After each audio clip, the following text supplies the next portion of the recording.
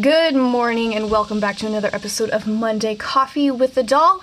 I am your hostess with the absolute mostest, and by mostest I usually mean a ginormous cup of joe. So I'm still here with my lovely shadow. If you watched last week, you would have known that my kid dropped my phone and cracked the screen in only one place, and that one place is right across my camera. Yeah, it is. Yeah, it is. It's time for another episode, and we are going to talk about kind of emotions. It's probably going to be an emotional episode.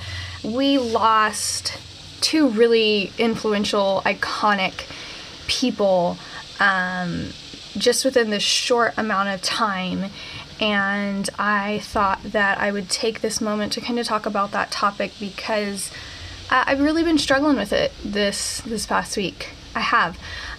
So this is, I guess, a trigger warning if talking about suicide or anything that has to do with it is something that you have a difficult time listening to or being a part of. I would suggest that you turn this video off now and maybe go watch any of my other videos. They don't all talk about that.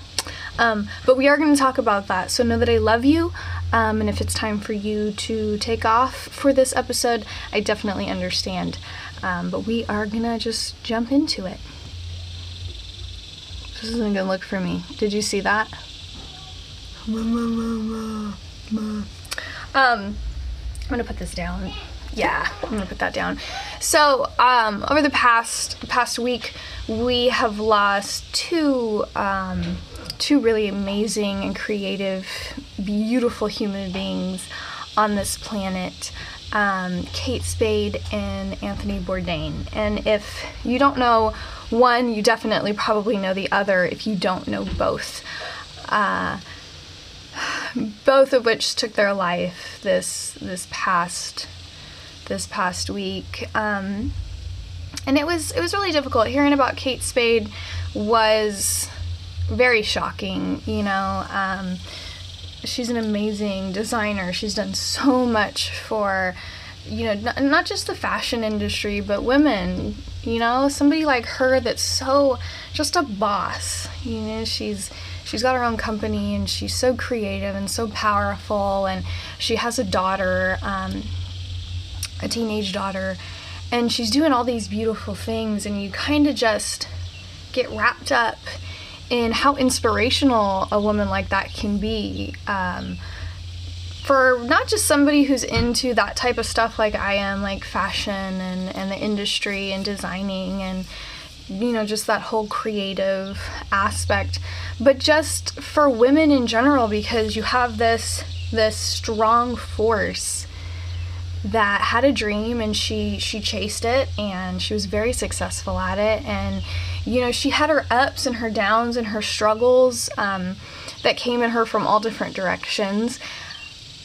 but for all of us it was just like this source of boss woman status, and you get caught up in just the beautiful picture that someone like her puts out for the world to see and to be a part of and kind of feed off of, and then all of a sudden they're just gone.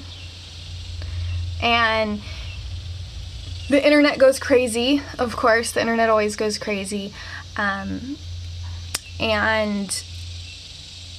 everybody just starts pouring out their opinions. And you think it's hard that if you're attached to somebody like a celebrity or a writer or a model or an artist or a designer or a musician, you know, because something they created connected with your soul, and it taught you something, and it has this big emotional attachment.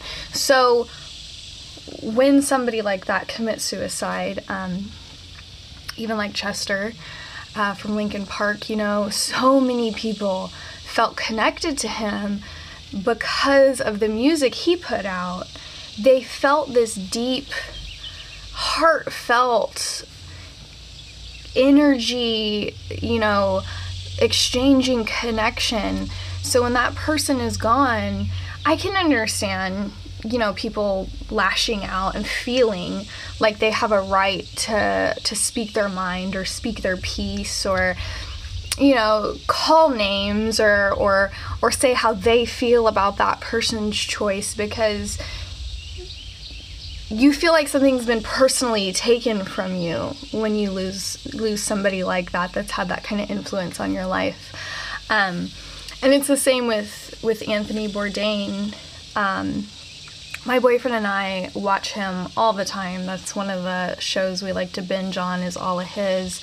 My boyfriend has been a fan of his much longer than I have, and in a much deeper way, and that one was a really, really hard one for him. But I think the most beautiful thing about his emotion towards it that I saw was not anger or feeling like something was stolen from him, but just that utter heart-wrenching feeling of loss. Loss for him and his life, loss for his family, loss for his daughter, loss for his friends, and just loss of a genuinely beautiful individual. And we actually had a shoot. We had a shoot that day at 10 o'clock in the morning, and we woke up to that news of Anthony Bourdain. And both of us were just kind of sitting there with our coffee. You could feel it. You could feel the sadness, you could feel the heartache, and you can just feel the weight of just that dark emotion that suicide carries. And I can say that, I personally haven't ever had that mental switch where I've considered something like that. I do struggle with depression, I do struggle with anxiety, I do struggle with a lot of emotional and mental things. I definitely can't say that I connect or understand suicide in any way. And I definitely think that it's important to say that. Like, it's not something that really just anyone can understand, unless you're in that place. And I think the closest to understanding was my mom had shared an experience with me several years ago, and she was going through a lot with my older sister, who had made some choices that ultimately started removing my niece, who, goodness, was like 3 or 4 at the time, kind of removing my niece from my mom's life. And she took that really, really hard, because I'm 100% full believer that my mom struggles with different mental things like I do, like other people in my family do. And I think it was just something that was too much for her. And having the absence of my niece really pushed her into a direction that started getting really, really dark. And I was really young at the time. I was still just a teenager, 16, and at that point in time still living with what I thought was asthma, because I had a panic attack and I had anxiety. And it's just there was no knowledge on any of that. So we were all really flying blind. And I didn't know my mom was in that place. I knew my mom was hurting and just heartbroken that her daughter was doing what she was doing, and then she was also suffering because my mom has always been such a key player in my niece's life, such a strong motherly role, because my sister had her so young. But it wasn't until after everything had kind of worked itself out, and all of that drama and that chaos that can sometimes happen in family situations had worked itself out. And, my mom told me that she really thought and considered hanging herself in our backyard. I've told the story before, but it's never made me this emotional. This week has been heavy. This week has been so heavy with death and darkness. It's weighed on my heart a lot, especially after everything that's happened with the high school. It's just darkness, and it feels heavy. But my mom did. She told me that, and she said that's when I knew I had to do something. And she did go to a doctor, and he put her on some antidepressants, and she told me that it made a world of difference. But because she didn't have insurance, she couldn't afford the actual medication or seeing the doctor or, the things that she needed to go through. She had to get like a physical, because she was only, the doctor had given her the samples. He's like, here, this is all I can give you. I know you don't have insurance. And thinking about that now that I know I have anxiety, knowing now that I have depression, knowing that I have panic attacks and all this chaos mentally in my mind, that breaks my heart.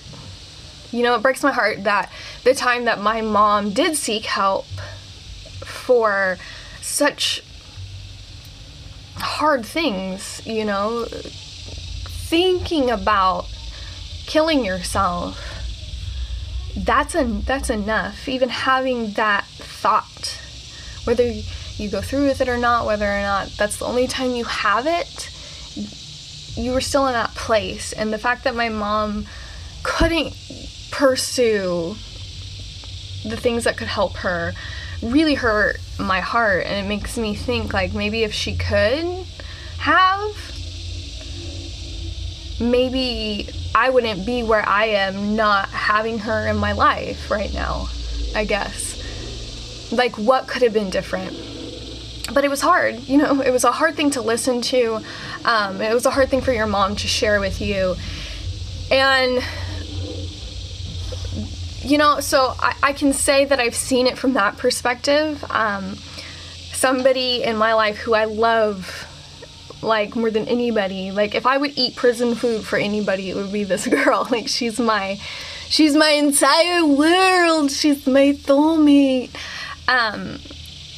But she has a story involving suicide, and getting to see what through her, her story and how it affected her, and how still to this day she's coping, and she's doing everything she can to make sure she's where she needs to be, to live with a choice somebody else made, but that cut her so deeply.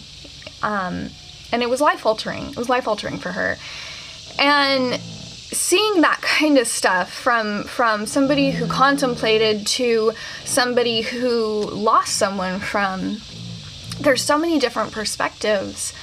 And in my opinion, all of those perspectives matter. I think that one of the really important things that, again, I talk about all the time on my show, Monday Coffee is not a show that talks about modeling tips and how to do your makeup. And, this is real talk. This is real sharing. This is real vlogging. I'm talking about things that are just real and we're living through, all of us, and how they affect me and how I deal with them. And I share all that with you guys. And that's the thing about, the internet and how so many people connect and exchange any type of interaction really anymore. And I think that we need to be careful what we put out. Everybody's so quick to say, well, it's my profile and I can say whatever I want. Well, yeah, you can, 100%. Like, you can say whatever you want. But I wonder how difficult would it be for you to just take like the split second and consider what it is you're saying, or that opinion that you are putting out there, how it's going to affect someone else. I read so many different opinions about Anthony Bourdain and Kate Spade, and even Chester, and what other people thought of their choice, and what other people thought about how they decided to continue their journey. And sometimes I think that people just need to learn that not everything is a platform for them. Not everything is their moment to shine.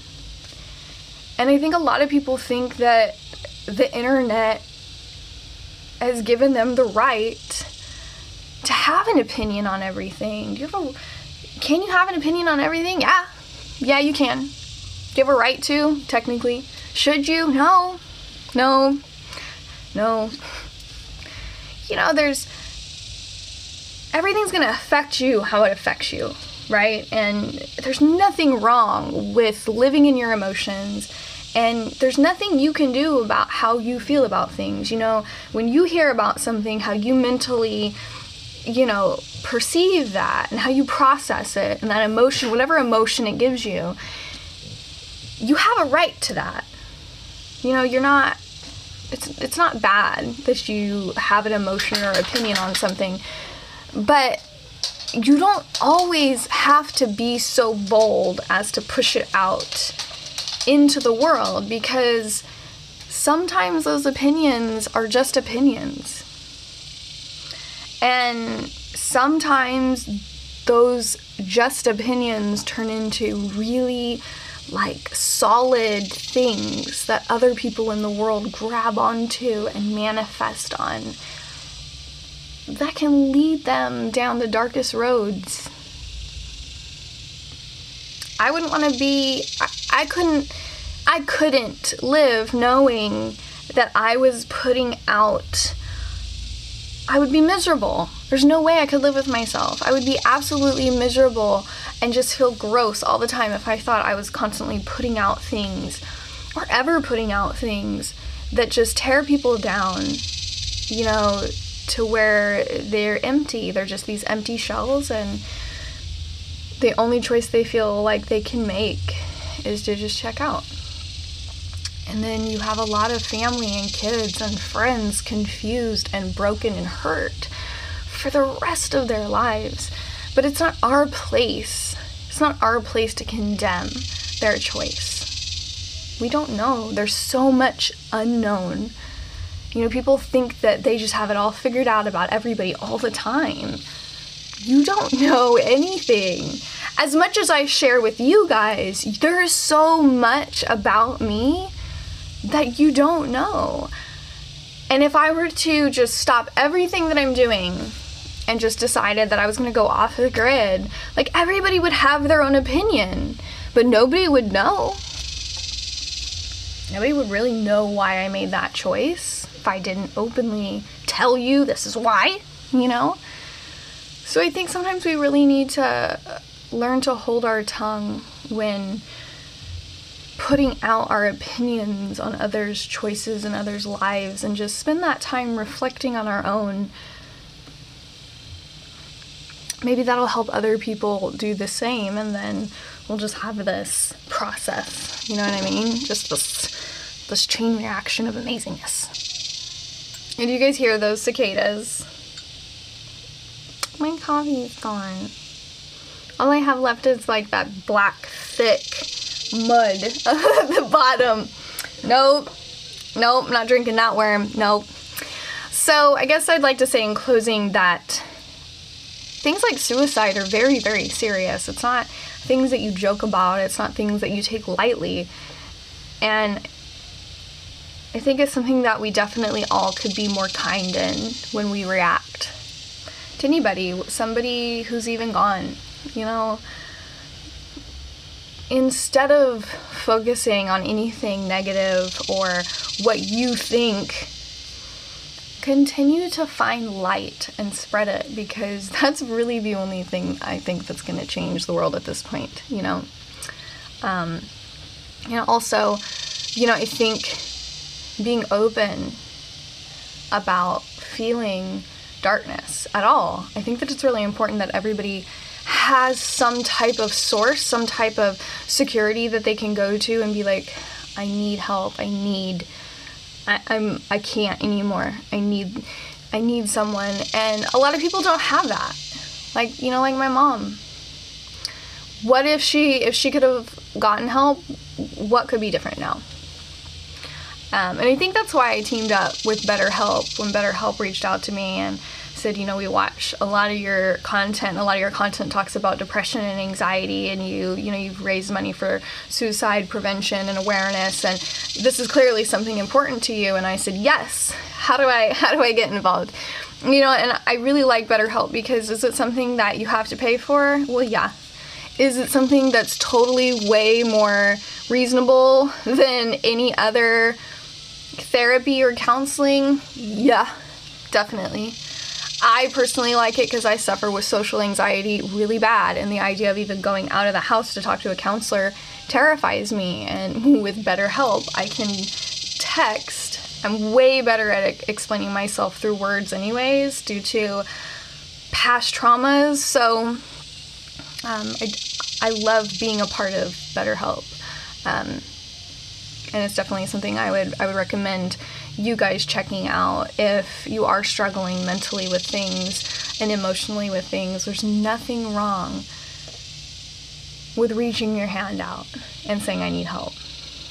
It takes a lot of strength to accept that. I remember I was crying in the parts room at my old job, and my sales guy told me, he said, nothing wrong with getting help. There's nothing wrong with going and talking to your doctor or doing what you need. And I went, and it was the best choice ever. You know, I knew more about what I was dealing with. I knew more about how to be better and happier, and that's what it's all about. So there's that, Shabata. So I think I've talked long enough. I keep trying to make these shows shorter, and I get all in my feels, and then we're 20 minutes in. So remember, my loves, these are the days that fill your week. You are in control of them, and you are only one choice away from making them amazing, and 2 choices away from helping someone else make theirs amazing. So I will see you guys next time. Remember that I love your faces, and